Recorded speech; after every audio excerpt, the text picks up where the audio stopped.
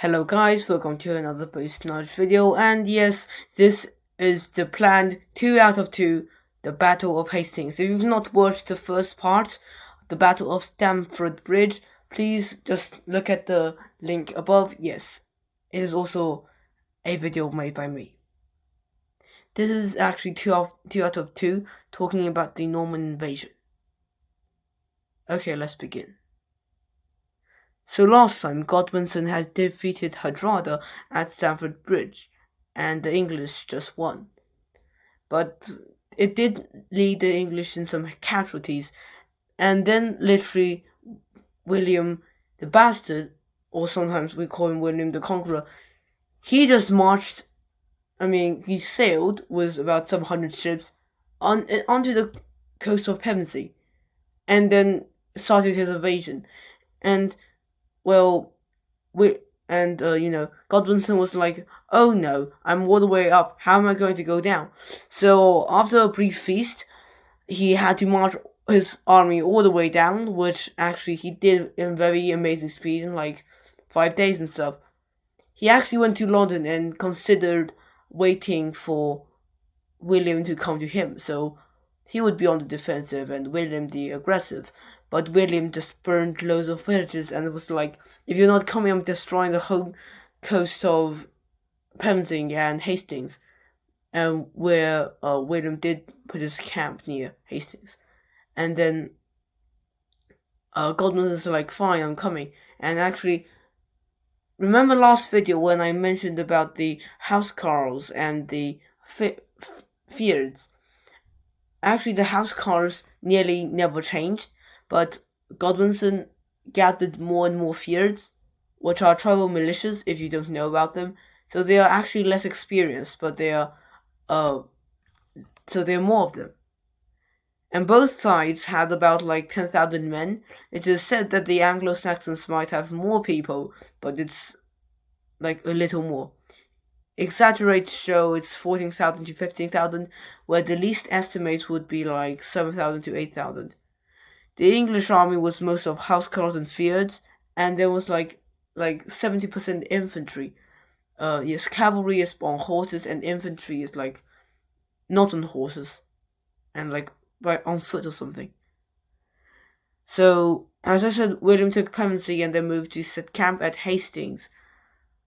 However, compared to the attack versus Hardrada that Godwinson did have as a surprise attack, remember last video when I said Hardrada was like saying, well, they're not coming, sir, they've came.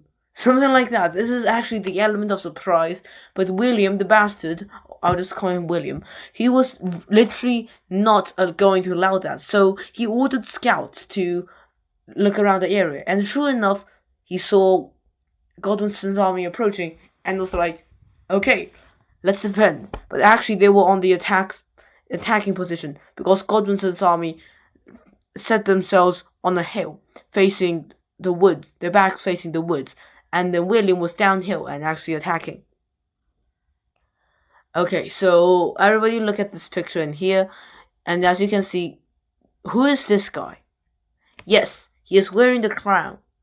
He is William the Bastard. And then this is actually a painting I found online. Okay, I'm putting the link down in the description so it doesn't violate any copyright. And, well, this is actually the scene of the Battle of Hastings. I'll come back to which thing it shows later. So the battle starts. The English made a defense on the hill. So the Normans actually had better weaponry, especially better arrows, which would actually pierce many spears. But that literally had no use, because you see the archers were at the bottom of the hill. The Anglo-Saxon army on the top of the hill. There's literally no way you're going to shoot with any great effect at them. So they shot for once, nothing happened. They literally just bounded off their shields, didn't hit them or flew above them, etc. And, well, they tried for many times and it was like, shoot, nothing's happening. William was like, well, why not bring the infantry? And then they charged with the infantry, but it's still no use. He still didn't break the shield wall. The shield wall was still there, intact. And I mean, there were heavy casualties at the time. Definitely people died, but it seemed it would just end in a stalemate. Then William sent the the cavalries, the ones with the horses, and then boom, boom, boom. They were literally fighting full on the English, row after row, and then nothing happened. The English kept them back. The whole thing was still a stalemate, and well, definitely many people died, but it looks like, well, William and the Normans are just going to exhaust themselves and they will probably retreat. Maybe the English could win. Well, it didn't end that way. So one thing, or minor factor, was that the English had to bring up substitutes, which were the feared militias. Of course, because the housecarls, because they were skilled, although they were skilled, most of them were dying against the Normans, so they had to bring up the not so skilled, or I should say amateur, feared, which were like tribal militias, like I said. And the main point is because the Normans suddenly began to retreat. And why they did this is completely unknown, it's argued. So there are 3 theories. The first one is that they couldn't fight, they got tired. Well, the second one is that it was actually a deception tactic, intentional, on leading the Saxons onward. The third one is actually there was a myth that William the Conqueror, William the Bastard at that time, died. And then they were like, oh no, let's retreat, literally right now. And this can be supported because William's horse literally got shot like 2 or 3 times. And he had to switch horses because the horse kept dying. So the English army was like, wow, they're retreating, let's get them, they're losing.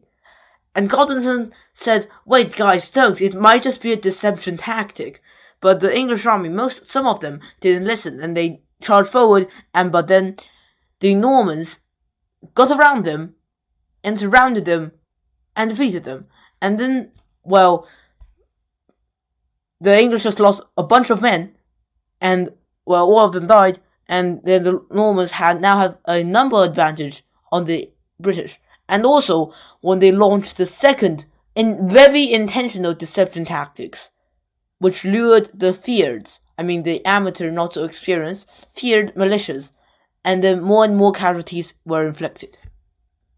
Remember when I said, look at this picture? It's the thumbnail, it's the only picture that shows on screen. So, what is it describing? Well, I don't really know, but I think it is describing the saying that William is shouting through the crowd that he is alive. Well, remember when I said there's a myth? Myths can be true, but they might not 100% be. That William had died. William was just standing here saying, guys, I'm not dead, continue fighting, you'll win the English. Things like that, because he's raising his own hand, and we know that's William. So, well, just for some background information. So in the end, of course, the English lost, and then Harold Godwinson was killed. The most popular theory that he took an arrow in his eye, but there might be other theories, but we don't really know. People who've seen him die, we can't hear from them, but there's a myth that he took an arrow in his eye, and it damaged his brain, he died. Boom. So the English were cut down to they weren't cut down to the last man. Most of them were able to retreat, the casualties being 30% of the whole army, about 3,000 men, the Normans losing about 2,000 men, also about 20%. So, well, the Normans won, boom. William, good job, you are now the king. Wait a sec. Remember last video when I said about Edgar Atheling? We finished off that annoying Harold Hardrada. We also finished off Harold Godwinson. But there's still Edgar Atheling. And then the English nobles was like, hey, William, you bastard, you're not the king. Edgar is. But William was like, I'm going to burn you all up. I'm going to blow you all up. What are you going to do about it? Give me the throne now or I'll blow you all up. And actually, that's exactly what he did. He burned up loads of villages, taking London in just like a few days. And the nobles were like, fine, here's the crown. So he was crowned on Christmas Day, 1066. There are many impacts of the Battle of Hastings and the Norman invasion. The most significant being the language. The Old English in England combined with Norman French. So the English we use now, actually it experienced a period of Latin, but I mean English now, they came from both languages, Old English and Norman French. So, well, words which are more posher and more refined, well, these are from Norman origins. So, when talking about trade, like a painter, or merchant, or banker, these would be from Norman origins. The clothing, in terms of clothing, like a blouse or a dress, will become from Norman origins. And as for food, for example, pork and meat, because Normans, because they are the higher class, they would eat them. And also words like government, king, judge, etc. would be also come from the Normans. The Anglo-Saxons were considered more worse, like they weren't that high. So, in terms of trade, a farmer, or a shoemaker, or a haymaker, etc. In clothing, they might wear skirts. And then because some of the farmers actually owned animals, for example, pigs and sheep and cows. Remember when I said the Anglo-Saxon words like pork come from Anglo-Saxon origins? Actually, when the pigs and all the animals the Anglo-Saxons owned were killed by the Normans, they will be served on the Normans' table, and then boom, and very ironic. In addition, swear words mostly come from Old English, and I can't say them on YouTube. The written language also changed too. Where, when, and what was originally pronounced when, where, and what, but then the Normans swapped the W and H around and they changed it all. The second most important significant impact are the buildings. William the Conqueror built loads of castles around England, and the most famous being in Winchester, etc. And also in London, the Tower of London. And actually, ironically, the buildings were built by Anglo-Saxon people who built it like it's literally labor. It's like unpaid labor. The Normans used this to insult the Anglo-Saxons, and I mean that's not really polite nor a good way to do it. The third thing is William's campaign around all of England, because at first most of England don't agree to let a Norman ruler rule. Well, he fought for the land. He literally burnt down loads of stuff, including massacres, and fought against villagers, especially putting salt in the ground to stop it from ever growing crops again. William also made the Doomsday Book, which recorded, according to each person, how much stuff they owned.